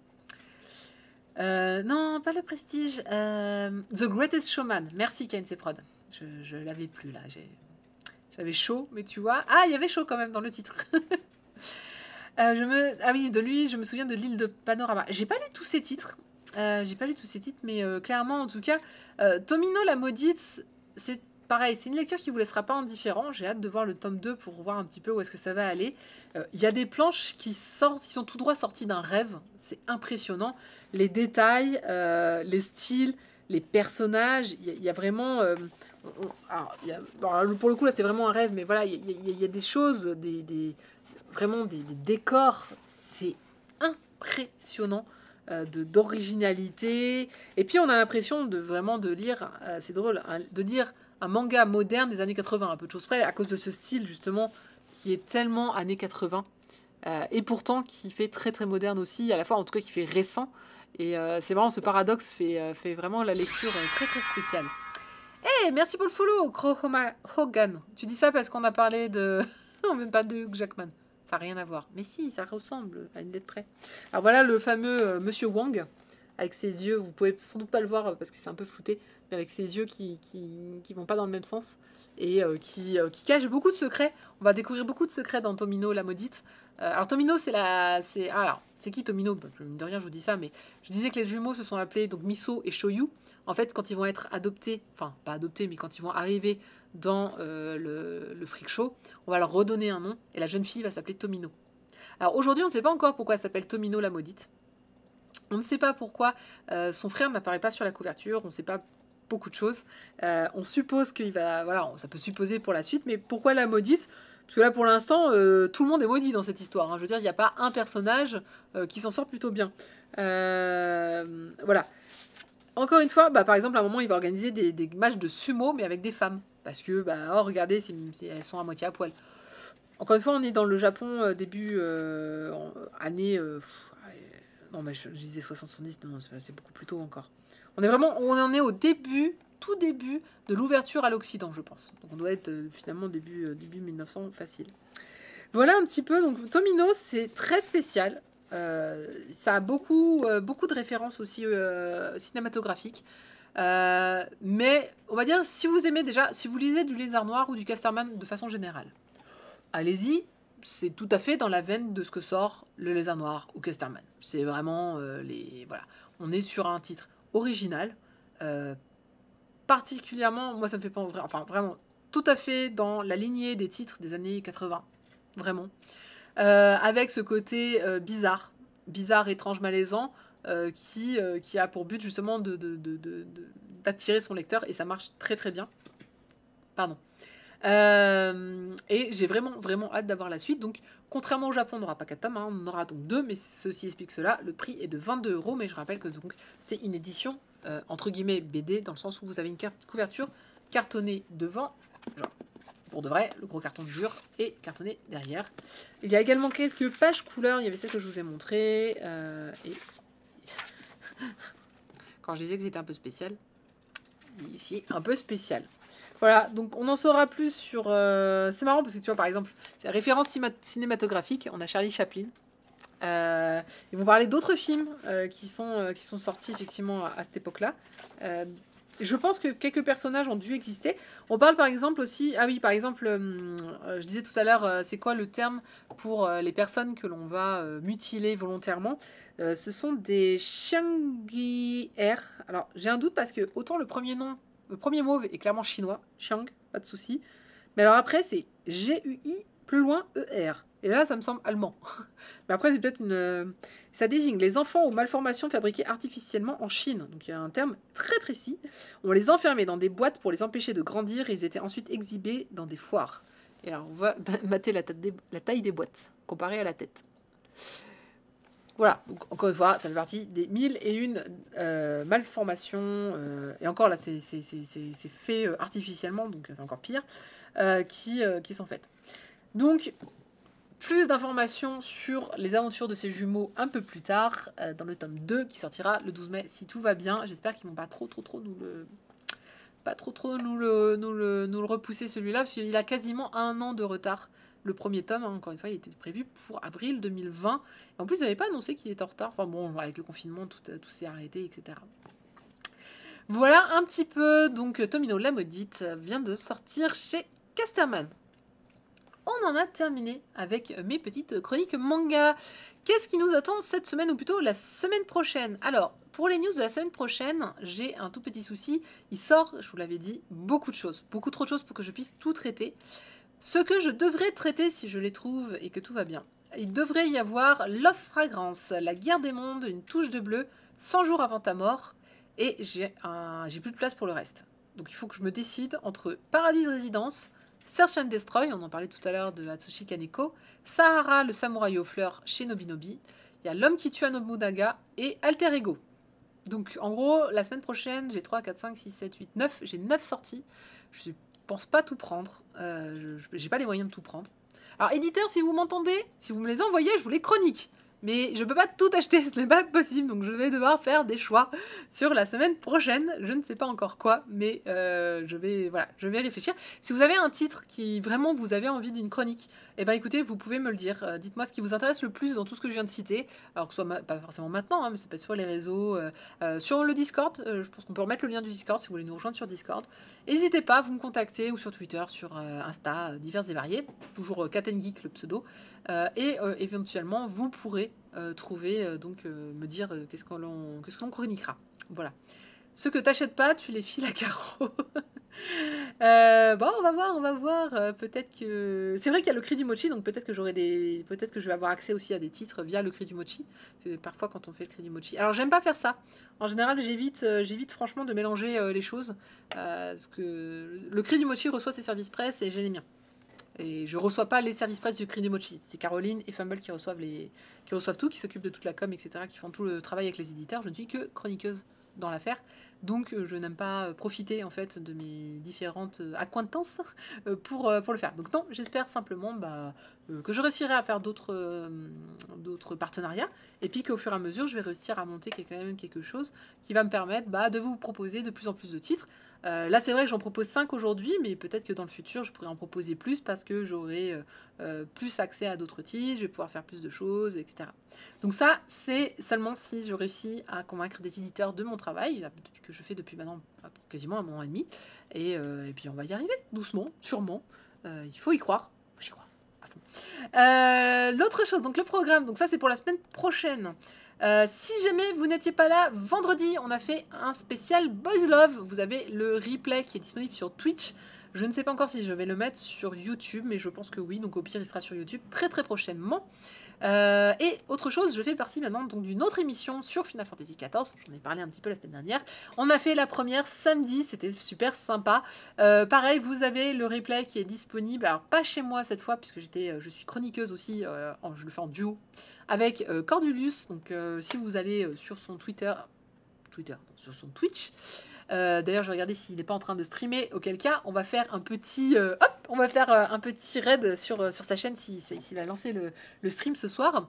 Galifen, tu nous as loupé. Bah écoute, le replay est dispo, c'est une petite heure et demie, et c'est une vraie émission. On ne joue pas, en fait, on reprend toutes les annonces qui ont été faites sur Final Fantasy XIV. Donc là, en fait, on a un peu fait une spéciale Shadowbringers et on a fait notre lettre à papa Yoshiki pour lui dire tout ce qu'on voulait pour la prochaine mise à jour.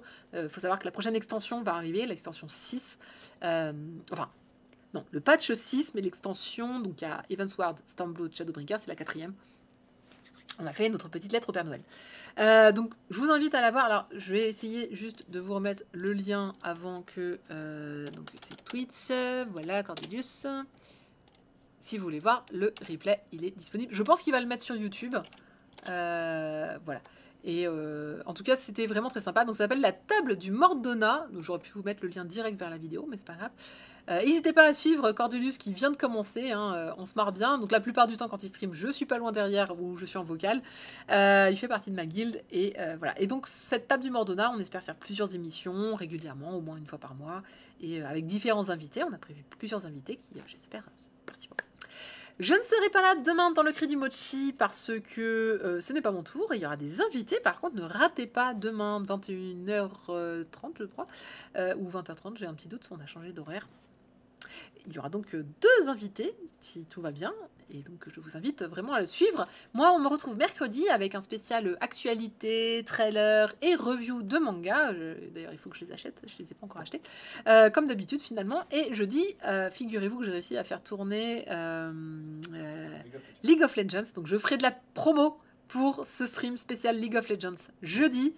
Vous la verrez rager. Vous me verrez rager ou pas, parce que vraiment, je pense... Si, c'est toi qui vas rager. On va voir. Donc en tout cas, c'est jeudi. Et puis, et voilà. Et normalement, avec le tout saupoudré de Final Fantasy XIV, comme à mon habitude.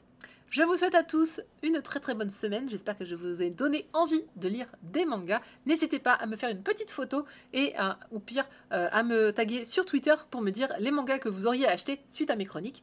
Ça m'aide à savoir si vous avez apprécié. Et puis j'aime bien me dire que toi aussi tu as aimé My Broken Mariko.